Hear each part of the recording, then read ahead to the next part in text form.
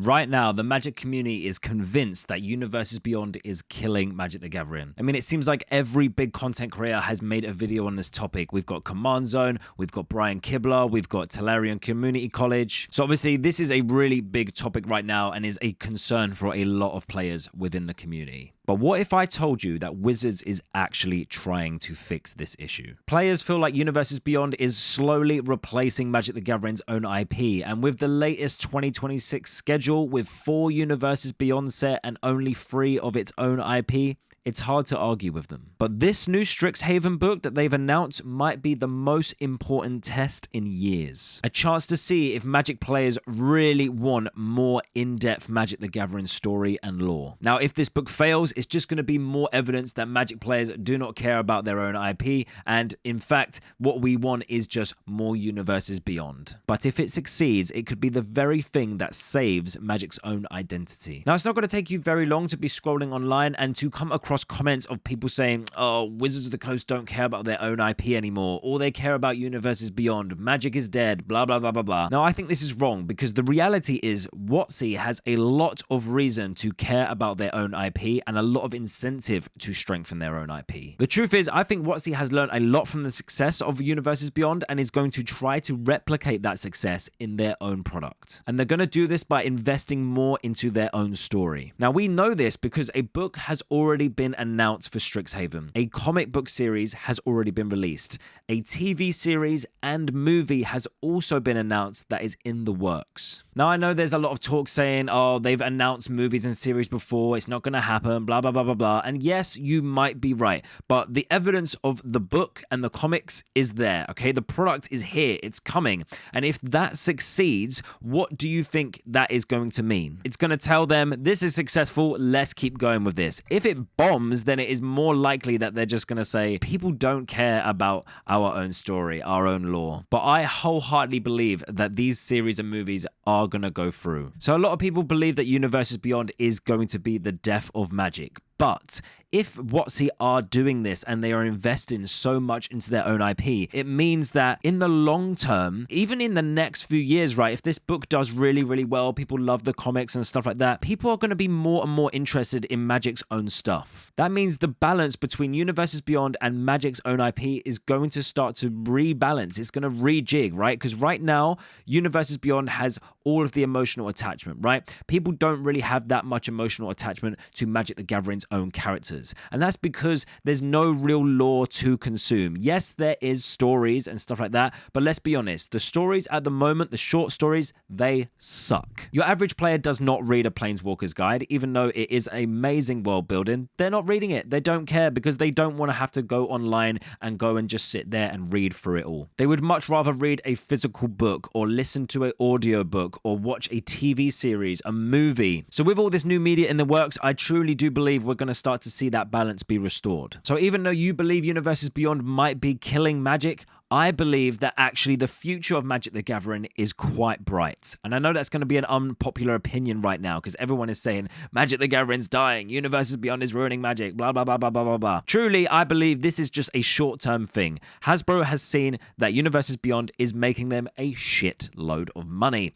So it is the quickest way to make that money nice and quickly is just to pump out these other IPs that they know people have already spent years and years and years becoming emotionally invested into it. The work has already been done for them. But they are not stupid. They are aware that this is a short-term strategy, which is why we're seeing things like this brand new book, which is something that they have not done in a while and stopped doing because people weren't really reading them, I don't think. Because if they were wildly successful, let's be honest, they would be doing them. But they are tried again. That shows that they are trying to rekindle that love for the story. They are hearing all the cries of these Magic players and they are trying to fix the problem. They're giving us an opportunity to go, hey, here we go. Here's some story. If you like it, if you want it, buy it, read it, and then we will make products for you in the future for you to get excited about these characters that you've read in the story. Now, if these pieces of media create this deeper love and connection for Magic's own stories, what is going to happen? There is going to be a greater demand. If there's more demand, what are we going to see? Better sales. Better sales means more in-universes Magic the Gathering. And who knows, maybe that 50-50 split will come back over, and then we'll see 4 in-universes and 2 universes beyond, or vice versa. Maybe if Magic the Gathering's OP becomes so successful, you'll see universes beyond just disappear entirely. I don't think that will be the case, but who knows? Now, I know there's going to be a lot of skepticism out there saying, well, this is just one book. It's really not going to make all that difference. And you know what? You're right. In the short term, yes, it isn't. But if this book is a hit, right, they are going to make more. And we have seen this confirmed because the author of this book has posted on Reddit. So we can see this is the Reddit post that I saw the comment on, right? So someone put a post about the book, and then what's the name? Sean and Maguire, they posted. So for the most part, I can't really say much yet, but what I can say based on the cover copy and what Wizards has directly or indirectly revealed is that this is not connected explicitly to a set. It actually takes place a full school year before Secrets of Strixhaven and will be focusing on students not included in that release. You get to meet a whole new bunch of people. I adore them, and I hope you will too. That sounds very positive. But here's the more important comment. So someone put, it's a YA novel, but I don't care. I will absolutely be getting one. Sean and Maguire commented, thank you for that. Being totally blunt, this is an experiment of sorts. Does the community actually mean it when we say we want books back? Will we pay the cost of one collector booster for a book? Pre-orders on this book are going to determine not just whether I get to write the sequels, which I really want to, but whether we get to continue print fiction, YA or not. This is a big deal, guys, right? And full respect for the author for just being completely blunt and being like, hey, if you guys want more Magic Lore and Story, buy this damn book. And you know what? I am going to be buying this damn book. And I really hope that it is good. So even though you might think that one book is not really a big deal, the success of this book is going to dictate more books in the future being made if people love it. And if people are loving the books, guess what? They're going to make sets around the characters in this book, right? But this one is just the test. They're going to see if we love the characters.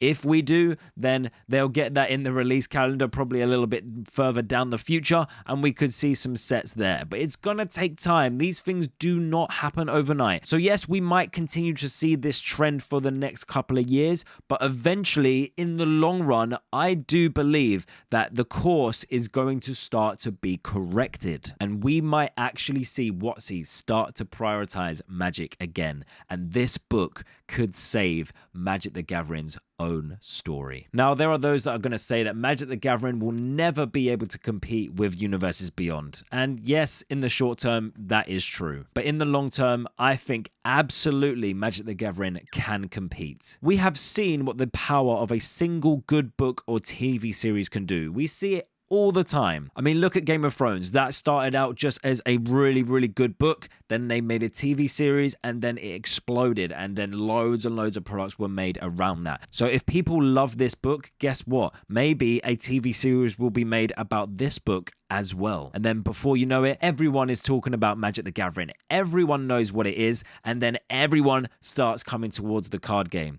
Another good example of this is Warhammer. They made Space Marine 2. Suddenly it put Warhammer on the map. Now, I know that's a game, so it's a little bit different, but it is still a piece of media that pushed Warhammer into the eyes of the mainstream. And now all their tabletop minis are selling like crazy. Everyone knows and has heard of what Warhammer is. A quick Google search, they find the game, etc., etc., etc. And the same impact can be had on Magic the Gathering. If this TV series, if the movie is good, if the book is good, people are going to want to know, well, what is Magic the Gathering? Let's find out. You know, oh, it's a card game. Like, so many people don't even know this game exists. Do you know how many times I tell people, oh, I make videos about Magic the Gathering, and they say, what's that? I go, oh, it's like a card game, and they just look at me blank. They just don't, it doesn't like your average everyday person just doesn't know. Maybe in the nerdy space, it can be seen as like quite popular, but the reality is it is quite unknown. And Command Zone made an excellent point that this is an incredible game, and the biggest hurdle is actually getting people to try it, right?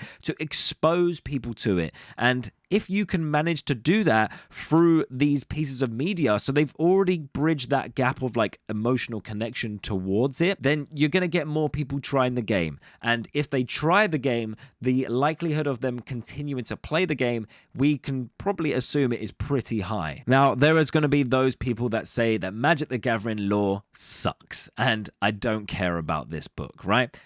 And I hear you. The short stories, they do suck, okay? I really tried to get into them, and I just can't, because the short stories, they just don't leave enough time to get emotionally invested into the characters. You don't really care what's going on. The stories are just, they happen and then they're over way too quickly. The audio versions are terrible in my opinion. I'm sorry to whoever the people they get to narrate it, but I don't like them. I just don't think they're good. But an actual fleshed out full novel could be amazing. And we know that these amazing stories do exist, because if you go on YouTube and you try and watch some Magic the Gathering lore videos of like older stories and stuff like that, like the Brothers War, the Phyrexian invasions and stuff like that, they're so good, guys. They are so good. Like, I highly recommend going on YouTube and watching some of these really long Magic the Gathering lore videos. They are fantastic, and they really made me want to get more into the lore. And then when I try and get into the current lore, you're just left disappointed, and you're like, where's this gone? Why do we not have this anymore, right?